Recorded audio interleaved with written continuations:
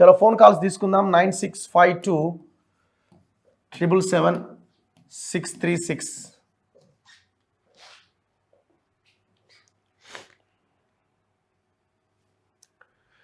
First call. నమస్తే అన్న, చెప్పండి అన్న. ఒకటి కాంగ్రెస్ వచ్చింది ఈ ఓయో ఇంకా వాళ్ళ ఉందన్న ఓయో స్పాన్సర్ ఇంకా మార్కెట్ ఉంటాయి కదా 7 గంటల గేట్లు బంద్ చేసుడు చాలా ఇబ్బంది అవుతుంది జనాలకు.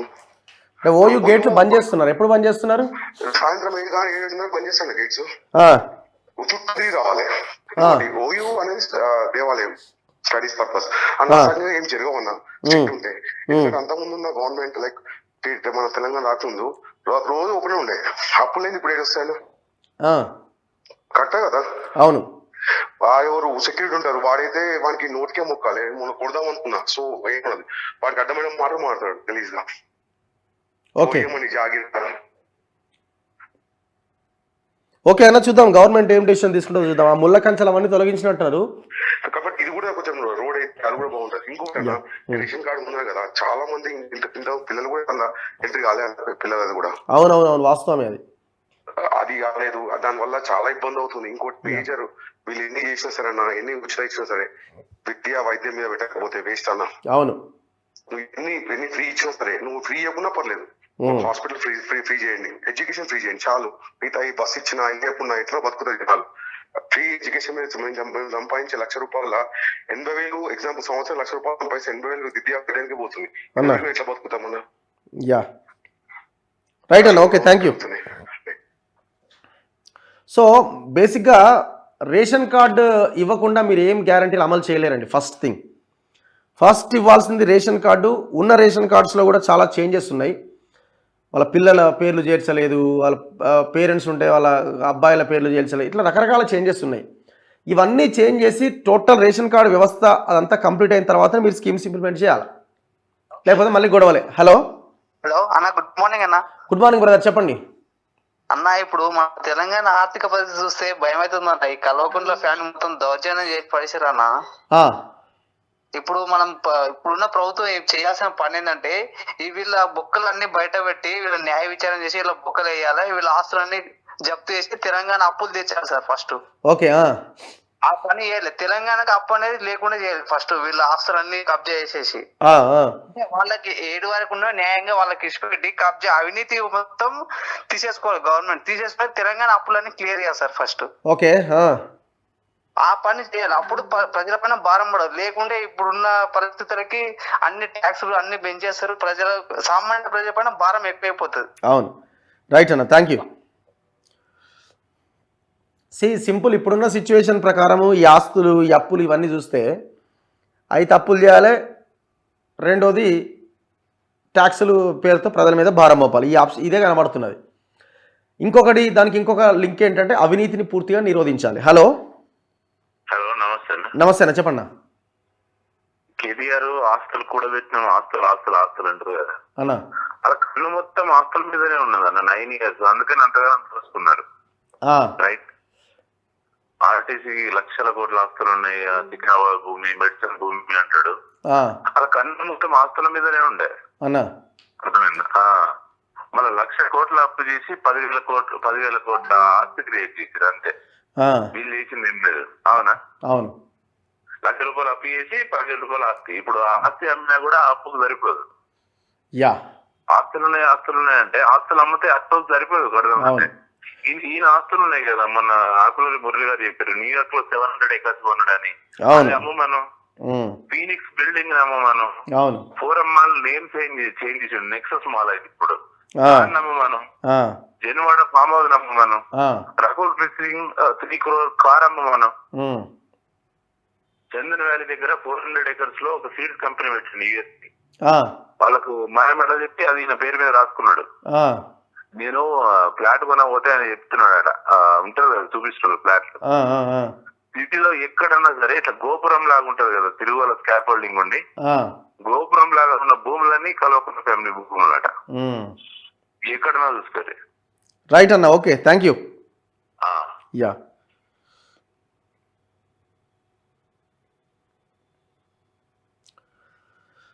హలో చెప్పండి అన్న. హలో, నమస్తే. నమస్తే అన్న, చెప్పండి. ఒక చిన్న ప్రశ్న. ఇప్పుడు 9 సంవత్సరాలు పరిపాలన చేసి అంతకుముందేమో నిజాం హాస్పిటల్ కి పోయినుండే, నిమ్స్ హాస్పిటల్ కి పోయినుండే. ఇప్పుడు తర్వాత ఇప్పుడు ఇన్ని 9 సంవత్సరాలు పరిపాలన చేసిన తర్వాత కూడా ఇంకా యశోద హాస్పిటల్ అంటే ప్రైవేట్ హాస్పిటల్ పోతే మళ్ళీ 9 సంవత్సరాలు చేసిన పరిపాలనకి ఏంటి అసలు? అవును, వాస్తవం. అంటే మేము మా పరిపాలన ఇంత ఘోరంగా ఉంది. మేము ఉన్నోడు ప్రైవేట్ హాస్పిటల్లో పోతాడు, లేనోడు ఇంకేముంది అన్ని ఊర్లలో స్కూల్ విధ్వంసం, హాస్పిటల్స్ వ్యవస్థ విధ్వంసం. అవును, ఇదంతా కూడా అసలు ఒక గవర్నమెంట్ అంటేనే first of all education and health అవును మెయిన్ ఇంపార్టెంట్. అది ఉంటే నెక్స్ట్ ఒక 10 years కు ఎప్పటికీ ఒక జనరేషన్ అనేది మంచిగా అయిపోతుంటది ఎడ్యుకేషన్ బాగుపడితే. వాస్తవం. సో ఈ దానికి వీళ్ళు ఇన్ని సంవత్సరాలు పరిపాలన చేసిన దాని లోపల కూడా కేటీఆర్ ఒక వీడియో ఉంటది ఆరోగ్యశ్రీ గురించి. మేము ఆరోగ్యశ్రీ గురించి కాదండి, మెయిన్ గా ఏదైతే ఉందో మేము ఇప్పుడు ఆరోగ్యశ్రీ డబ్బులు ఇచ్చుకుంటూ పోతుంటే మా పరిపాలన ఎట్లనే ఉంటది. మేము మొత్తం అంతా కూడా హాస్పిటల్ చేస్తామని అప్పట్లో చెప్పిన వ్యక్తి మళ్ళీ ఇప్పుడు 9.5 years అయిపోయి ఏం చేస్తారు? హాస్పిటల్స్ ఊర్లలో, డిస్ట్రిక్ట్లలో ప్రతి దానికి ఇప్పుడు ఉన్నాడు పోతాడు, లక్షలు కట్టి ప్రైవేట్ యశోద అని అపోలో అని చెప్పి పెద్ద పెద్ద హాస్పిటల్ పోతారు. మిగతా వాళ్ళకి ఇది ఎట్లా? ఓకే, రైట్ అన్న, అర్థమైంది మీ పాయింట్. సో పాలకులు మారగానే సరిపోదు, పాలన మారాల్సిన అవసరం ఉంది. ఇవాళ మా ఛానల్లో కూడా బ్యానర్ అదే పెట్టినా నేను వెరీ క్లియర్గా. అన్న చెప్పండి అన్న. నమస్తే. పాలకులు మారితే సరిపోదు, పాలన మారాలి. సో ఆ దిశగా ఈ ప్రభుత్వం పాలన చేస్తుందని ఒక సూచన చేస్తూ మనం ఆశిస్తూ మాట్లాడుతున్నాం. హలో చెప్పండి అన్న. రావు గారు, ఇప్పుడు మనం ఇన్ని సంవత్సరాలు మొత్తుకుంటారు కదా అన్న, ఇది మన ఫినిక్స్ గురించి, వీళ్ళు కల్వకుంట్ల కుటుంబం చేసిన అవినీతి గురించి. ఇప్పుడు ఇవన్నీ మనం ముఖ్యమంత్రి గారి దృష్టికి తీసుకెళ్తే వీటి మీద చర్యలు తీసుకుంటే వీళ్ళందరూ లోపల పోయే అవకాశం ఉంటుంది కదా సార్? దృష్టికి ఏందండి, రాజ్యమే వాళ్ళ చేతిలో ఉంది, వాళ్ళకి అన్ని తెలుసు. దృష్టికి ఏముంటుంది? అంటే తెలిసి చేస్తలేరంటే వీళ్ళు పట్టించుకుంటలేరు అన్నట్టే కదా. వాళ్ళకి అన్ని తెలుసు, మనం సమయం ఇవ్వాలి అంతే. ఏం చేస్తారో చూడాలా, తమాషా. అదే అంతే. మీరైతే సేమ్ కల్వకుంట్ల కుటుంబం ఎట్లయితే ఎక్కిపారేసారో వీళ్ళు కూడా అవినీతికి పాల్పడ్డా, తప్పులు చేసిన వీళ్ళని కూడా అలాగే ఎక్కిపారేయండి. డౌట్ ఏం లేదండి. ప్రజలలో అభిమానం గుండెలు ఉంటది, న్యాయానికి ధర్మానికే పట్టం కడతారు ప్రజలు ఎప్పుడు. అంతే అన్న, డౌట్ అక్కర్లేదు అందులో. రెండో ఆప్షనే లేదు. Thank you. రైట్ అన్న.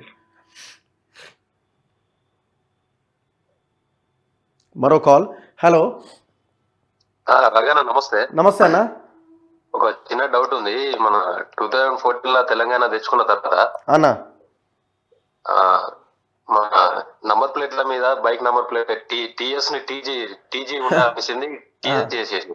అవును అవును, దాని గురించి మన ముఖ్యమంత్రి ఏమన్నా చేసే ప్రయత్నం ఉందా? మనకేం తెలుస్తుంది, వాళ్ళది ఆ చర్చ ఏం లేనట్టుందిగా. సరే ఇప్పుడు కాదండి, నెంబర్ ప్లేట్లు, ఈ పేర్లు ఇవన్నీ కాదు మనకి ఇప్పుడు రావాల్సినవి, చేయాల్సినవి చాలా ఉన్నాయి కదా, వాటి మీద ఫోకస్ చేద్దాం. ఇవన్నీ అవుతుంటే దాని గురించి మాట్లాడదాం. మన ఈ గ్యారంటీలు ఏంది, కథ ఏంది, రేషన్ కార్డులు ఫస్ట్ ఇంపార్టెంట్. అది ఇవన్నీ స్కీమ్స్ ఇంప్లిమెంట్ కావాలా ఫస్ట్. యా రైట్ అండి. ఇంకా రైతు బంధు రాలేదంటున్నారు. మన రైతు బంధు ఎందుకు ఇంకా లేట్ అవుతున్నది? ఫైనాన్షియల్గా అంత భయంకరమైన సిచ్యువేషన్ ఉంటే ప్రజలకు చెప్పండి, ఈ డేట్లో మేము వేస్తామని అంటే వాళ్ళు కూడా యాక్సెప్ట్ చేస్తారు. ఎందుకు చేయరు? సరే ఒక 5 రోజులు 10 రోజులు లేట్ అవుతుందంటే ప్రజలు కూడా తట్టుకుంటారు. ఇన్ని సంవత్సరాలుగా ఇబ్బంది పడ్డ ప్రజలు ఒక 5-10 రోజులు ఆగుతారు ఖచ్చితంగా. మీరు ఒక డేట్ చెప్పండి, ఈ డేట్లోగా మొత్తం కంప్లీట్ చేస్తామని చెప్పండి. హలో హాయ్ అన్న, చెప్పండి. వీళ్ళు బడ్జెట్ లో అప్పులు చూపించారు కదా కాంగ్రెస్ గవర్నమెంట్, వీళ్ళు తెలంగాణ ఇన్కమ్ కూడా చూపిస్తే బాగుండేదేమో కదా. ఓకే, ఇన్కమ్ చూపించలేదా? వీళ్ళు ఎట్లా అప్లై చేస్తారు, ఏం అప్లై చేస్తారు, అది కూడా బాగుండేది కదా ప్రజలకు.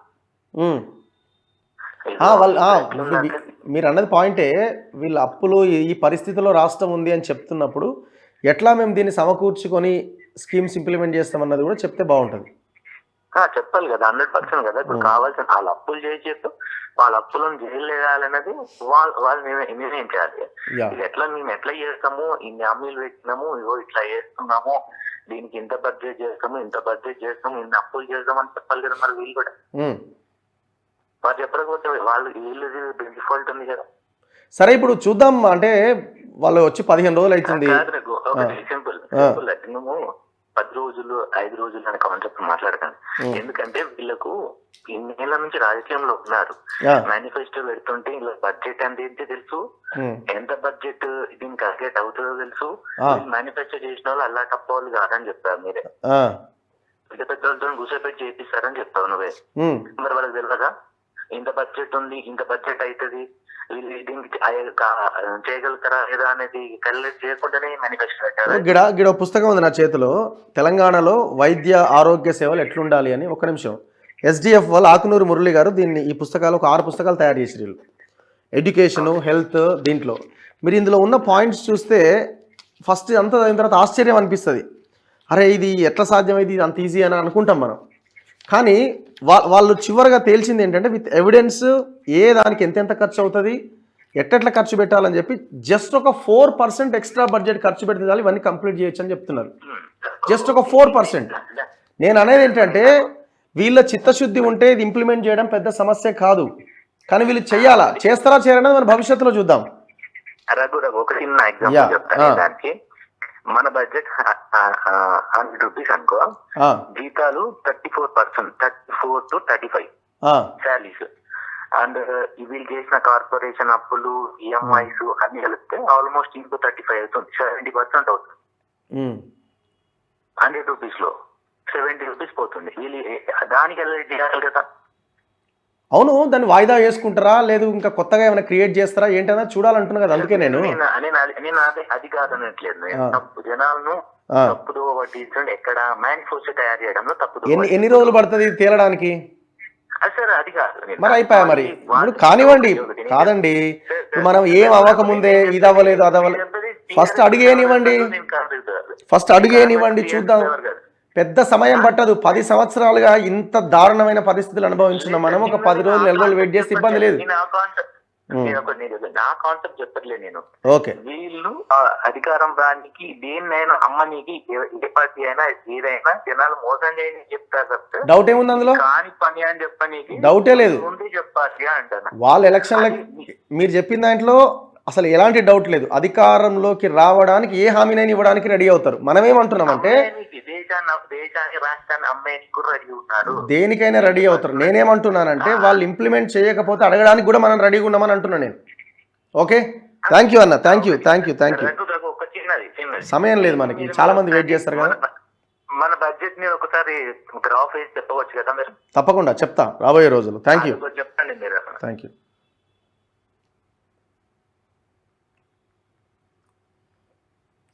మరో కాల్. హలో చెప్పండి అన్న, జస్ట్ మ్యూట్ చేయండి మీ టీవీ వాల్యూమ్. చెప్పన్నా. నమస్తే.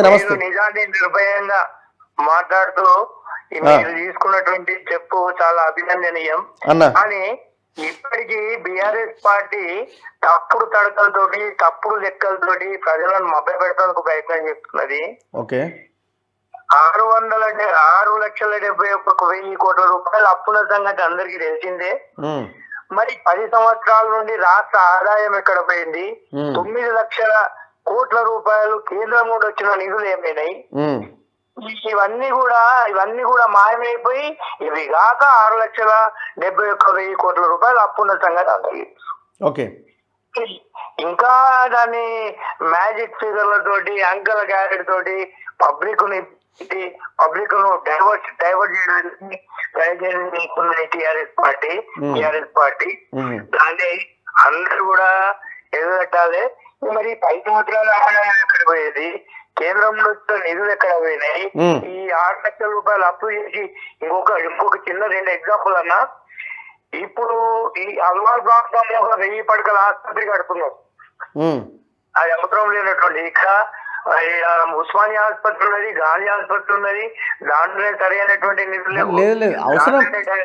అవసరం హాస్పిటల్ అవసరం లేకుండా ఉండదన్న. హాస్పిటల్ అవసరం లేకుండా ఎందుకు ఉంటది? ఖచ్చితంగా హాస్పిటల్ అవసరం కాదు. 1000 పడకల ఆసుపత్రి పేరు మీద దానికి సంబంధించిన భూములు వరంగల్ సెంట్రల్ జైలుకు సంబంధించిన భూములు, ఓకే. అక్కడ ఒక 1000 పడకల ఆసుపత్రి కడతామని చెప్పి వీళ్ళన్నీ ఒక కార్పొరేషన్ పేరు మీద మహారాష్ట్ర బ్యాంకులలో అక్కడిక్కడ టాక్స్ పెట్టి 1000 కోట్ల రూపాయలు తీసుకొచ్చిన సంగతి అందరూ చెప్పారట. రైట్, థ్యాంక్ యూ అన్న, thank you very much. So ఇది ఇవాల్టి ఫోన్ కాల్స్. సో ప్రజలు చాలా క్లియర్గా ఉన్నారు, ఆలోచిస్తున్నారు, గమనిస్తున్నారు. సో ఈ రాష్ట్ర ప్రభుత్వం కూడా చాలా జాగ్రత్తగా ప్రజల కోసం పనిచేయాల్సిన అవసరం ఉంది. ఏమాత్రం అవినీతి అన్న పదాన్ని ప్రజలు డైజెస్ట్ చేసుకునే సిచ్యువేషన్లో అయితే లేరు. గత 10 years ఎక్స్పీరియన్స్ చూసిన తర్వాత ప్రజలకు కూడా చాలా స్పష్టమైన క్లారిటీ వచ్చింది.